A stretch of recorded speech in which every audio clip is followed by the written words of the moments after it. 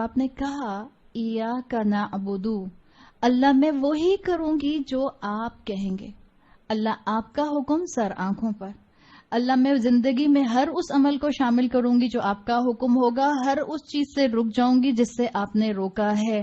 تو پھر کیوں نہیں رکتے؟ پھر کیوں نہیں مانتے اللہ کی بات؟ ہم عورتوں کے لیے یہ سب سے پہلی چیز ہے. ایک مسلمان عورت ظاہر اور باطن میں مسلمان نظر آنی چاہیے.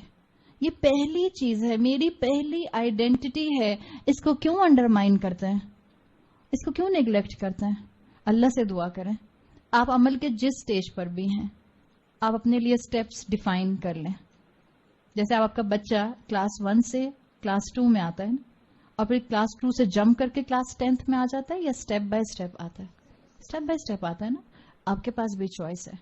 بعض اللہ کے بندے حضرت ابو بکر کے قریب قریب ایمان رکھنے والے ہوتے ہیں، ایک گو میں جمپ لگاتے ہیں، اور بعض لوگ سپنجز کی طرح ہوتے ہیں، ایبزارب کرتے رہتے ہیں کرتے رہتے ہیں کرتے رہتے ہیں، سٹیپ بائی سٹیپ آگے بڑھتے ہیں اور الٹیمیٹلی ایک احسن مقام پر پہنچ جاتے ہیں. اب اپنے آپ کو خود ٹارگٹ دیں، آپ نے کہاں سے شروع کرنا ہے.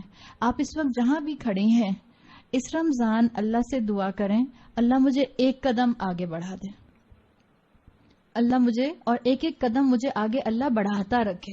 سٹیگنیشن نہیں آنی چاہیے. یاد رکھیں، آپ چاہیں گے آپ کا بچہ ہمیشہ کلاس 9 میں ہی رہے؟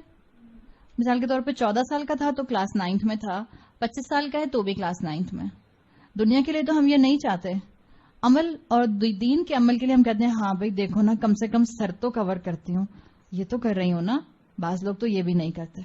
کیا کہا ہے اللہ کے رسول صلی اللہ علیہ وسلم نے؟ دین کے معاملے میں کس کو دیکھو؟ اپنے سے آگے والے کو. اور دنیا کے معاملے میں اپنے سے نیچے والے کو. جو سٹیٹس میں تم سے کم ہے دنیا میں، اس کو دیکھو، تم اپنی نعمتوں پر کانٹینٹ رہو گے. جو دین میں تم سے آگے اس کو دیکھو، تمہیں اپنی نیکی پر اکڑ نہیں آئے گی، اپنی نیکی کافی نہیں لگے گی، اپنی نیکی پر عجب نہیں ہوگا، اپنی نیکی کو دیکھ کر یہ نہیں کہو گے باقی گناہگار استغفر اللہ، میں کتنی نیک ہوں، میں متقی پرہیزگار. جب ہم کسی کو دیکھ کر اور کسی کی کم علمی کو اور کم عمل کو دیکھ کر استغفر اللہ پڑھ رہے ہوتے ہیں، اصل میں ہم اپنے اندر کیا کہہ رہے ہوتے ہیں؟ سبحان اللہ، کیا تقویٰ ہے میرا. دل کے اندر یہ آواز آ رہی ہوتی ہے، ورنہ زبان سے ہمارے نکلے نہیں کہ ہم کسی کو دیکھ کر اس کی کمی کے اوپر استغفر اللہ پڑھیں. دعا دیجئے اس کو کہ اللہ اس کو عمل میں آگے بڑھا دے.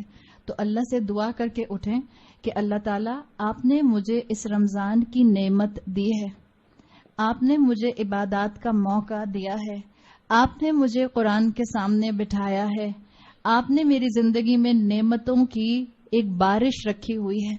اللہ مجھے ان نعمتوں کا حق ادا کرنے والا بنا دے. مجھے امید ہے اب جب آپ عصر کی نماز میں کھڑے ہو کر پہلی رکعت میں ایاک نعبدو کہیں گی، آپ کا اندر سے ضمیر محسوس کرے گا اس کو. جب آپ کہیں گی اللہ میں ولنگلی آپ کی عبادت کرنے کو تیار ہوں، میں ولنگلی بائی چوائس آپ کی بات ماننے کو تیار ہوں.